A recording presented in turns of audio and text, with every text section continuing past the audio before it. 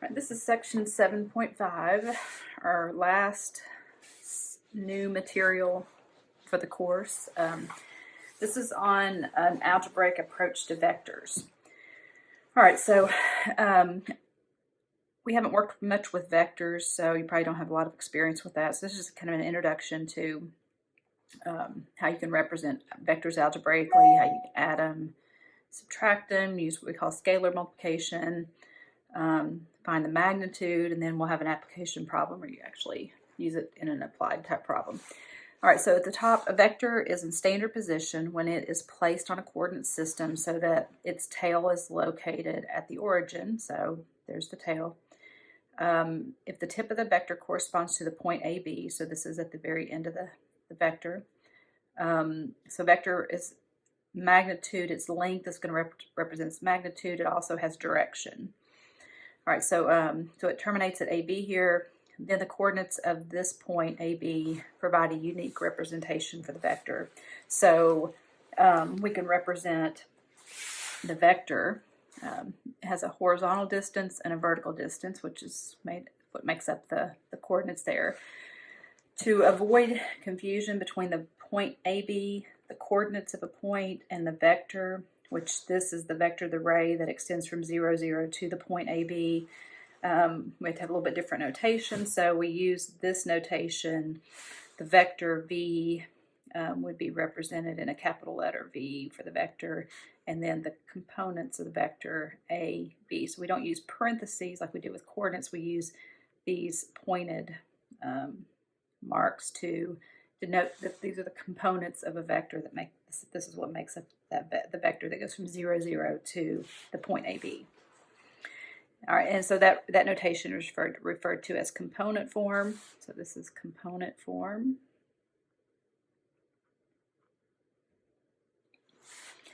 The x coordinate A is called the horizontal component, and the y coordinate B is called the vertical component. So this is the horizontal component.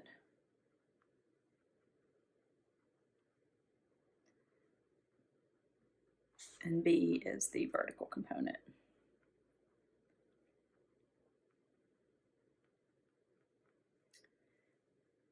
Okay, so the magnitude, moving on, of a vector is represented by its length.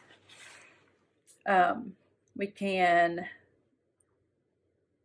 find the magnitude of the vector V using the Pythagorean theorem. So just like if you were going to find the length of the hypotenuse of this triangle, it's basically the same thing.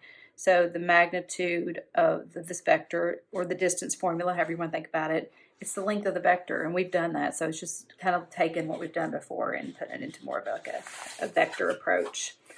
But mathematically, nothing new. So the length of the vector, or the magnitude, which is denoted, looks like an absolute value sign. So it's written the same way. But that when you see that with vectors, that notation implies the length of the vector, the magnitude of it. And this is just what you would get if you did the Pythagorean theorem here. This length would be the square root of a squared plus b squared. Okay, let's start with a simple example. Just says draw the vector V with the components 5, horizontal component 5, vertical component -2 in standard position, and then find its magnitude. So to sketch the vector, let's just say this is 5 and -2 is down here somewhere. And so the vector would end at the point 5, -2, starting at 0, 0. That is what the sketch of the vector would look like. So its horizontal component is 5 and its vertical component is -2. And then I would find the magnitude of the vector, let's call it V, represented with what looks like absolute value marks, but and that would just be what you normally do when you're solving the Pythagorean theorem. A squared plus b squared equals c squared. And so 25 plus 4, and so c would be the square root of 25 plus 4, which is the square root of 29.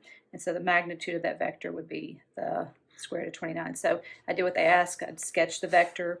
I'm starting at 0, 0, ending at 5, -2, and I found its magnitude, but using the Pythagorean theorem. All right, so now we're going to look at operations like adding and subtracting algebraically with vectors.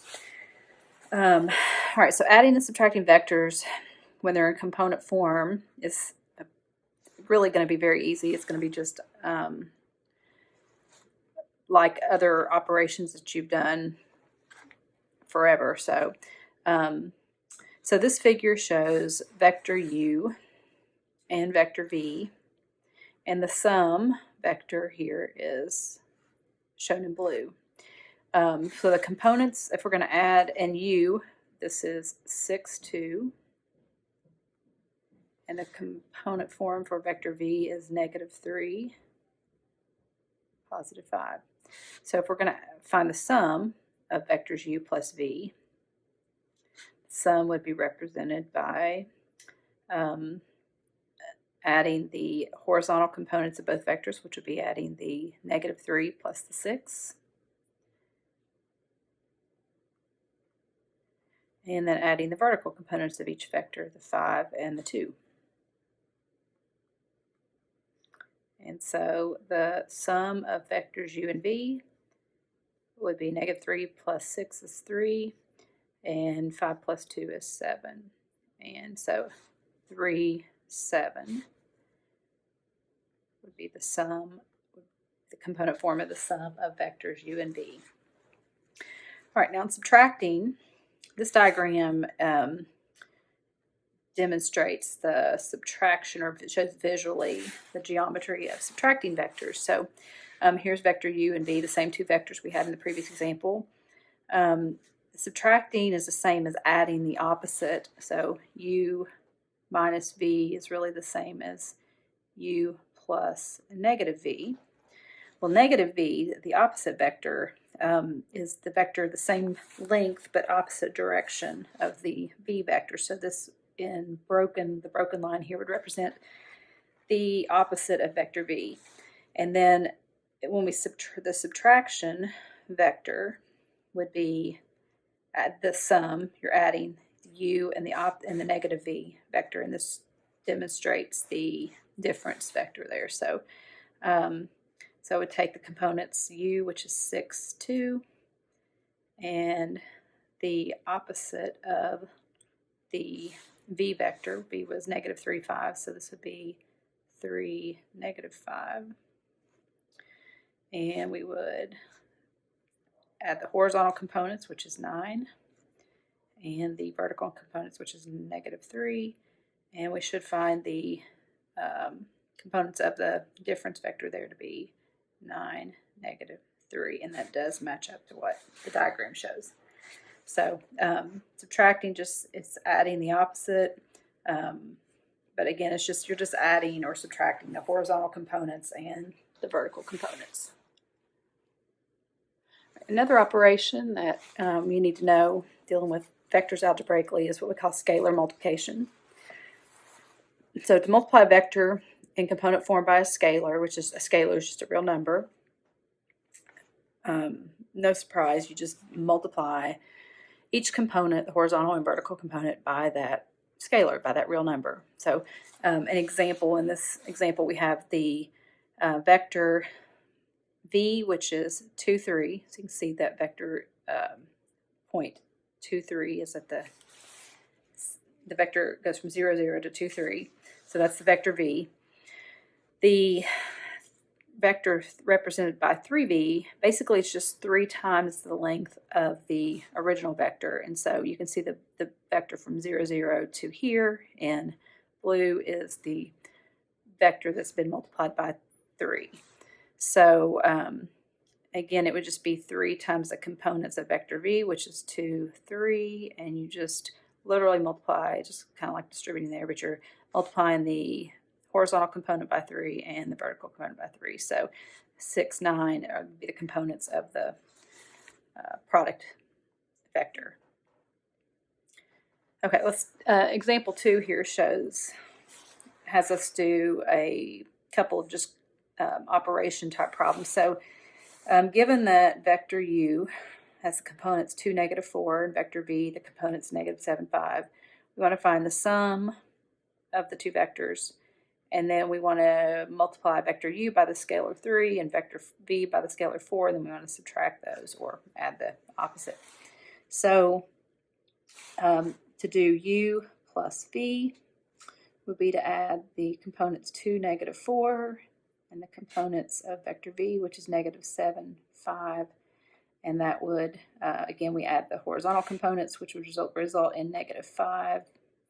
And we add the vertical components, which would result in +1. Okay, so now to do part B, this was part A.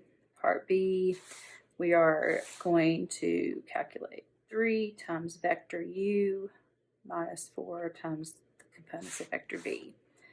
All right, so 3 times the components of vector u. Vector u is 2, -4, minus 4 times the components of vector v, which is -7, +5.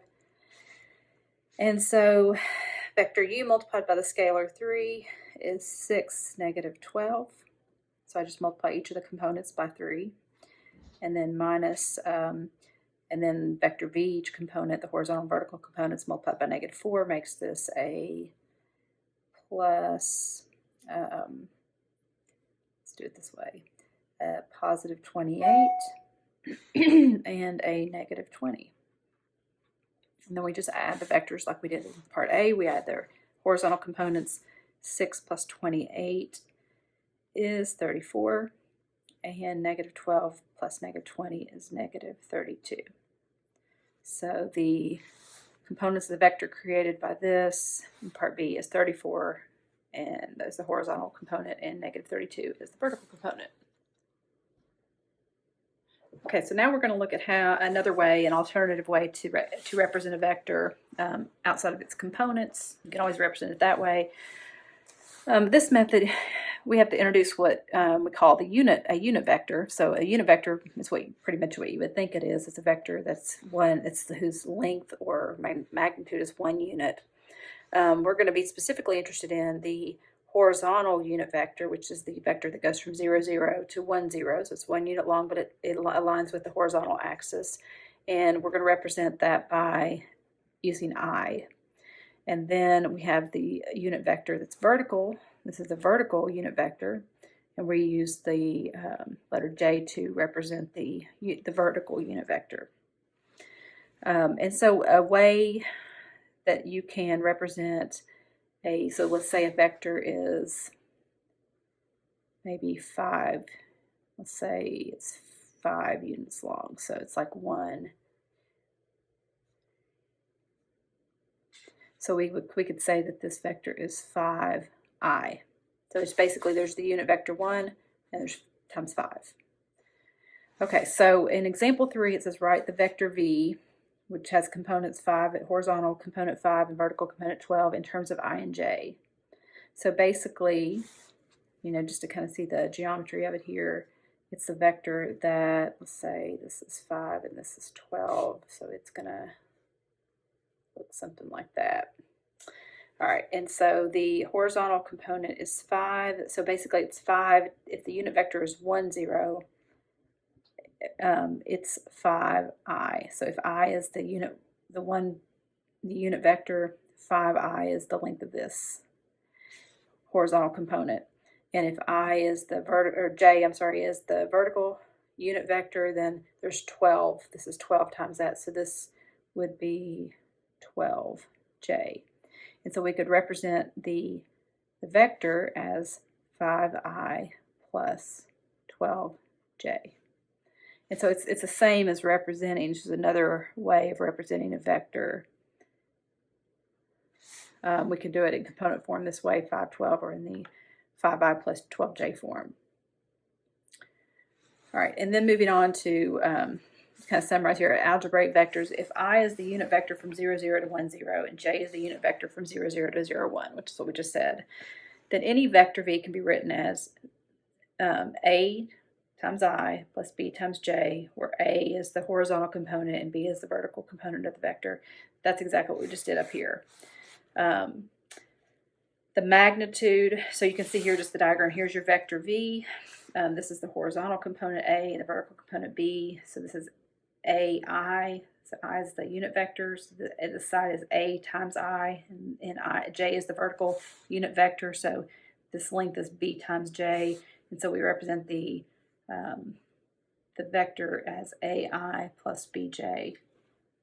And then if you are interested in the magnitude of it, the length of this vector, basically, again, it comes straight from the Pythagorean theorem, just like you were doing if you were finding the hypotenuse of the right triangle, and it would end up being the square root of this leg squared plus this leg squared. So A squared plus B squared.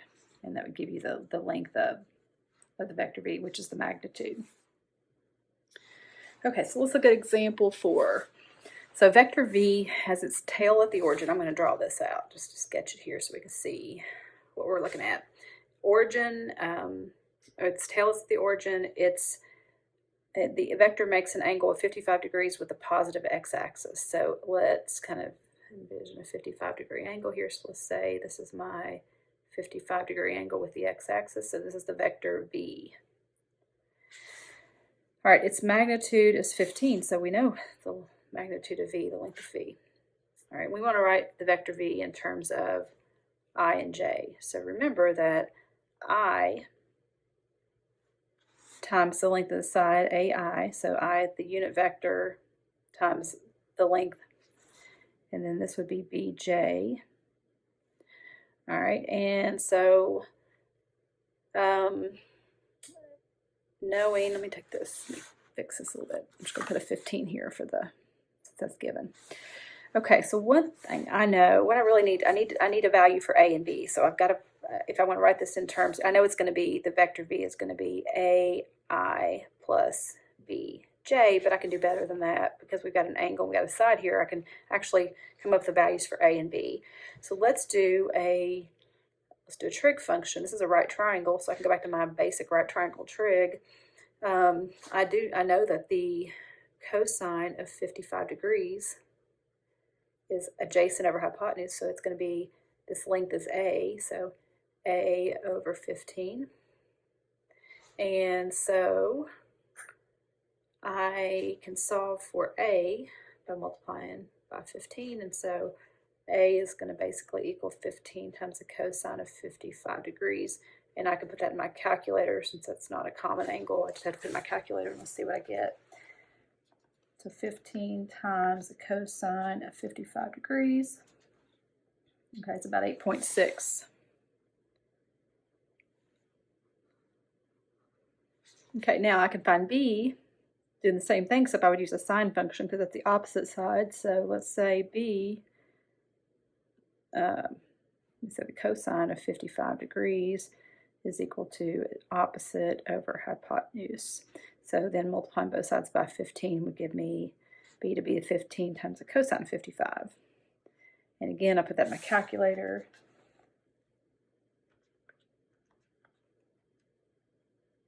And that is 14.9.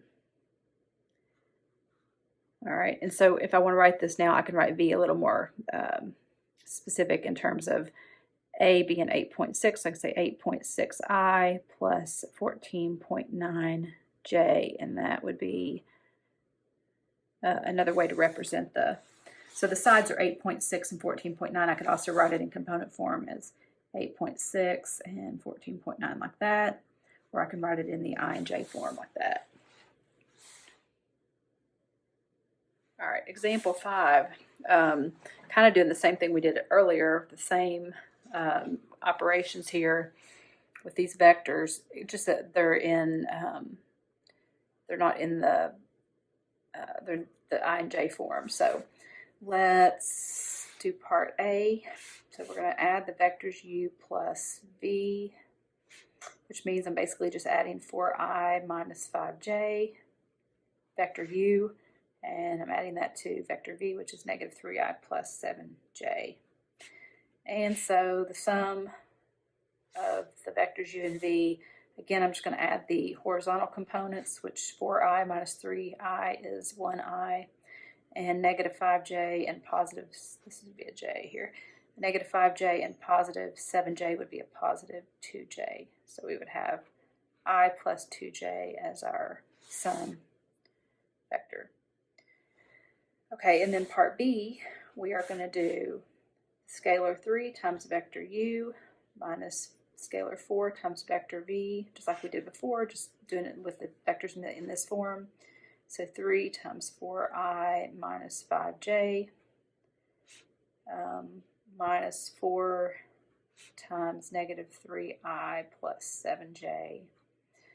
And so we multiply the 3 by, just like you would distributing, you're going to multiply the scalar 3 by both the horizontal and vertical components. This is going to be 12i minus 15j. And this is going to be plus 12i minus 28j. All right, and then I'm going to add my horizontal components. 12i and 12i is 24i, and negative 15j and negative 28j is going to be negative 43j.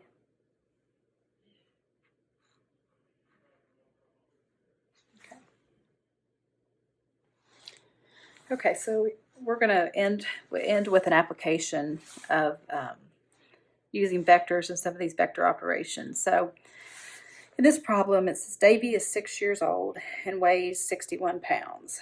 He's sitting on a swing when his sister Susan pulls him and the swing back horizontally through an angle of 35 degrees and then stops. Find the tension in the ropes of the swing and the magnitude of the force exerted by Susan. All right, so let me sketch out what we have going on here.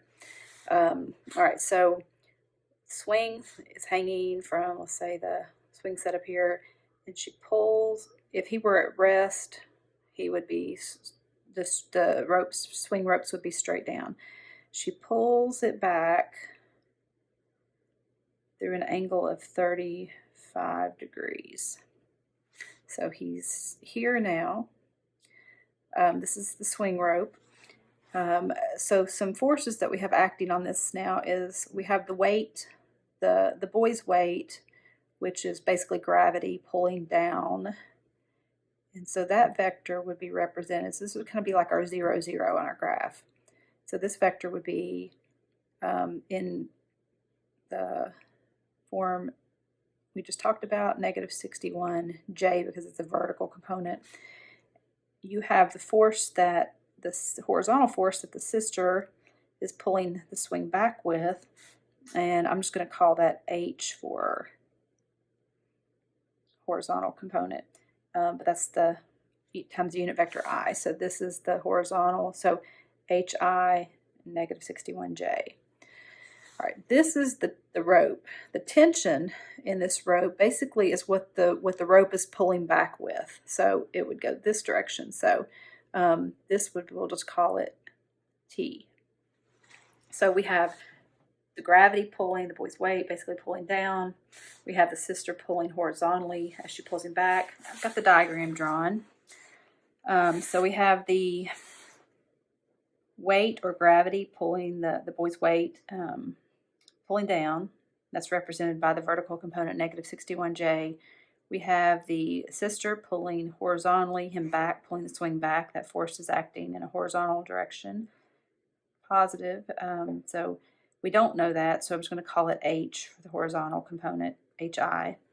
And then we have the string of the swing, which the tension in this, that swing of that string is actually just the strength at which it's pulling back away from the gravity. So so at the point where it tells us that here, she pulls him back horizontally through an angle of 35 degrees and then stops. So at that point when he's stopped and he's being held right there, the sum of those forces is 0. So I know, I'm going to go ahead and say here that the tension and the of the string that's holding the swing and the horizontal vector of the sister pulling the swing back and the force of the gravity pulling, which that one is known,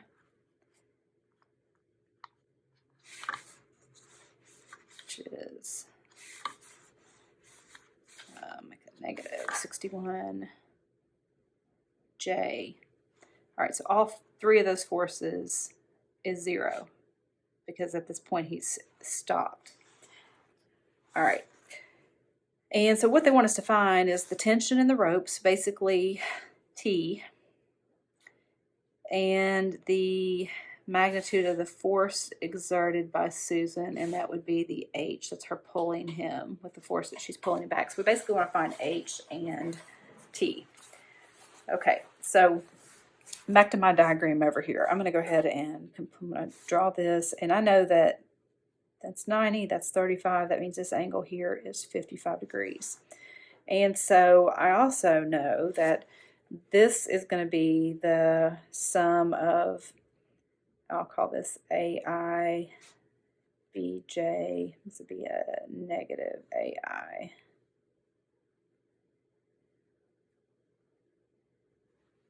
But just like I did up there in the previous example, I can do better than that. I need some values for A and B, and I can solve that using some right triangle trig. So I'm going to come over here to the side, and since I know the angle is 55 degrees, I'm going to say the cosine of 55 degrees is equal to A, negative A, over T.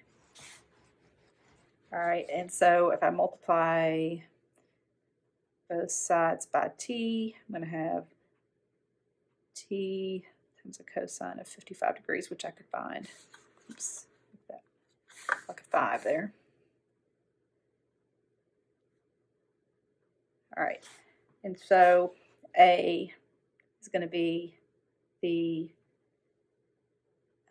magnitude of T times cosine of 55, and in the same way B, which would be, I'm going to say the sine of 55 degrees, is equal to B over T, which is going to be multiplying both sides by T, sine of 55 degrees times T. All right, so at this point I can, let me go ahead and, so T here, I'm going to write this as, so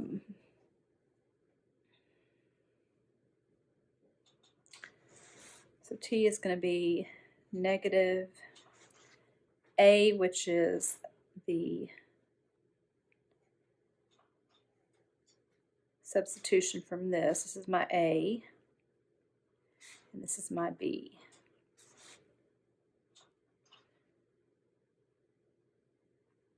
And so this is all part of T, so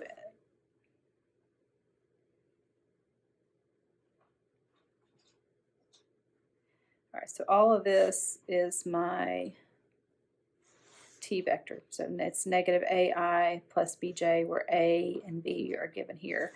All right, and then plus HI minus 61J equals 0.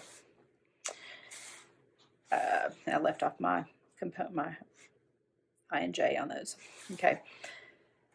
So the AI plus BJ, this is T. This whole thing right here is T. All right, and then plus HI minus 61J. Okay, so I'm trying to solve this thing for T and for H. So let me go ahead and add my horizontal components together here. So I have a negative T cosine of 55 degrees, plus H, those I. So I'm adding the coefficients basically there, that plus that I, and then plus my T sine of 55 is the vertical component of that vector, minus 61, and that's my J. So I'm adding my I's and my J's together. All right, and then this is equal to 0. So for these to be 0, to add to be 0, basically they have to both be 0. You'd have to have 0I plus 0J. It's the only way you're going to get 0 there. If it's not 0, you're going to have an I and a J, so or one or the other or both. And so I know that this has to be 0 and this has to be 0. So I'm going to set each to 0.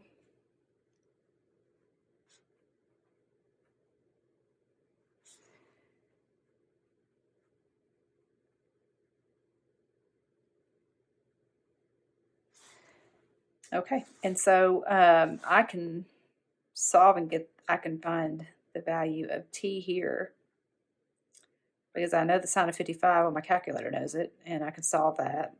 And if I find t, I can substitute that here and find h, and that's what I'll do to finish this. Then I'll know the tension of the string or the rope or whatever's holding the swing, and I'll also know the horizontal tension with which she's pulling the swing back. So let me solve this one first. I'm going to add the 61 over. I'm going to divide by sine of 55 degrees, and I'll put that in my calculator. So 61 divided by the sine of 55.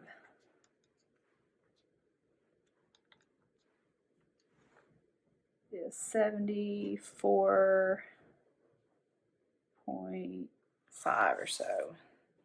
We'll just keep it with 74 with significant digits there. So 74. And now that I know t, I can say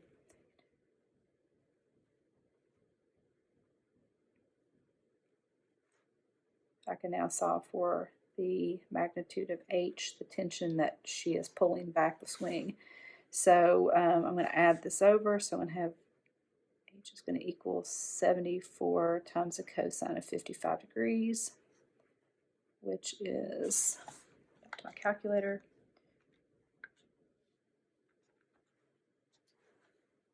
42. I'm just going to stick with 2 significant digits there, so 42.